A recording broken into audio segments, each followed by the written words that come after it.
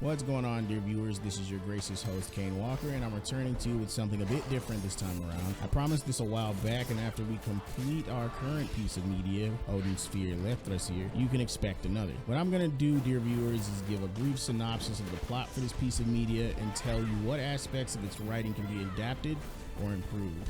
Lastly, I will give a review of it and tell you what I thought. But without further ado, I present episode 1 of Kaine Walker's Dread Quest in review.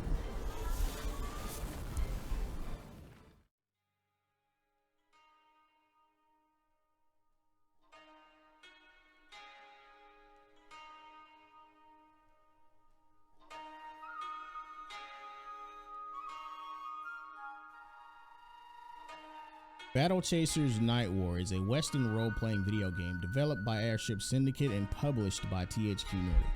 The game was released in 2017 via Kickstarter campaign and is based on the comic book series Battle Chasers, created by Joe Madureira. The story follows a group of adventurers in the fantasy world of the Crescent Isles, and the game begins with the airship the party is traveling on being shot down.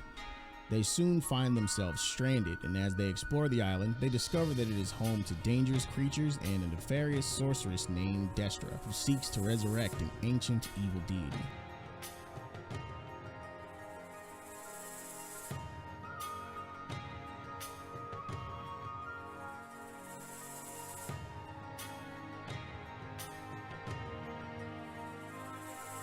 The game features backstories for all 6 of its heroes, but in case you guys want to play this game, I will only be describing the 5 you meet early on. We have Gully's arc to fill her father's shoes to be the heir to his ultra-powerful mountain-shattering gauntlets.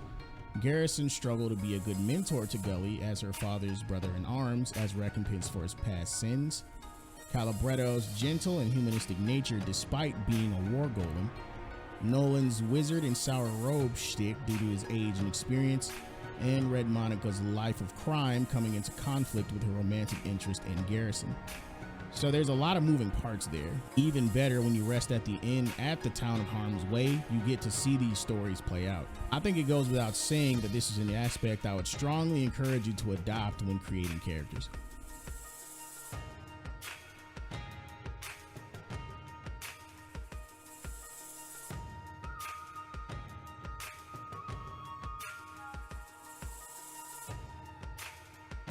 The world of the Crescent Isles is beautiful, vibrant, dark, and gritty. The enemy variety gives the world a sense of danger, and the different fantasy races add depth by making the world feel shared and alive. It makes you wonder how non-humans live and adds a sense of mystery for more curious players, especially with the nature of mana, the island's main energy source. It's demonstrations like these that are great springboards for practicing the skill of world building.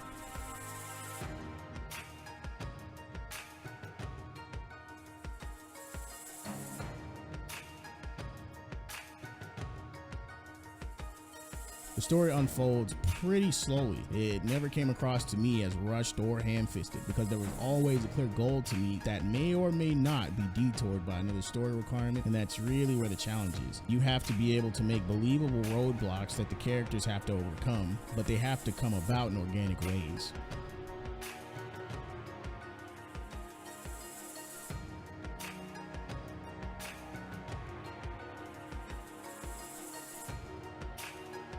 For this story in particular, there was no one theme that stuck out to me. However, that doesn't mean it is absent of them, and in my opinion, the best stories leave room for many. I managed to pick out themes of inheritance, love, sacrifice, and humanity. I guess you could say the eternal struggle of good and evil, but I think that'd be a bit of a stretch. Even if the story itself may not have an overarching theme, especially if it's as self-contained as this, make sure your characters can facilitate it instead at the very least.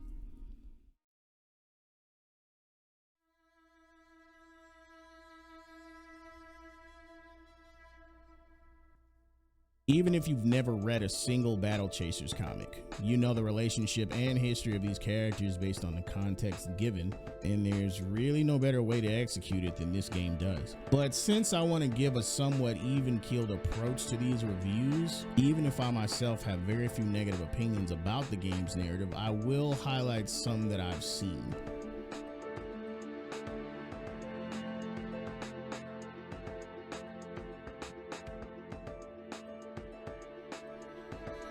Some people remark upon incomplete story arcs, which I'm guessing that has to do with the ending. That's the only thing I can really think of, and I can see why they would think that way. I'm not gonna delve too much into the ending because I don't want to give away spoilers, but one common criticism was that certain storylines or character arcs felt unresolved or lacked sufficient closure by the end of the game. Some players expressed the desire for more information and resolution regarding specific plot points, leaving them with unanswered questions. Some people say there's limited character interaction. Expanding on relationships and interactions might have enhanced the emotional impact of the story. And to that, I'm gonna say it's worth noting that narrative preferences can be subjective, and what some players see as drawbacks might not bother others. Feedback on storytelling can vary widely, and different players prioritize different elements of narratives when they're evaluating games. I think that's something we all know, right? But as writers, you should consider this at the very least, that there will be a variety of perspectives. That doesn't mean to try and boil your story down to the point where it can't be interpreted any other way, because you're just going to run into problems trying to do that. But just keep that in mind.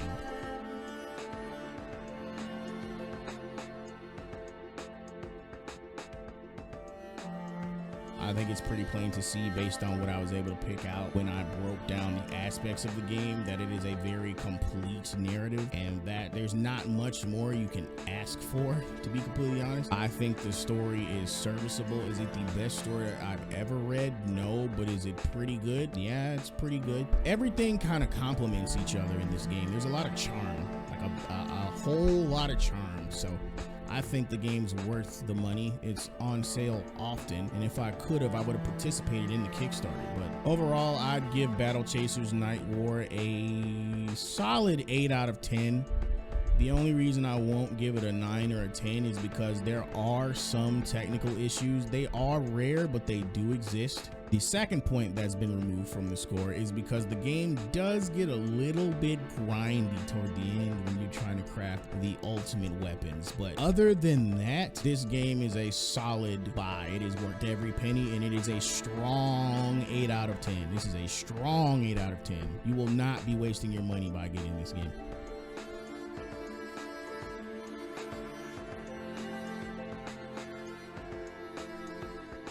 But that is going to do it for our first episode. If you have any other questions for me involving this piece of media, feel free to leave those down in the comments. Do all the YouTube things. Click the links in the description to keep your finger on the pulse of Cosmogoth. And finally, this is your gracious host, Kaine Walker, signing off, and I will see you all again next time. Peace.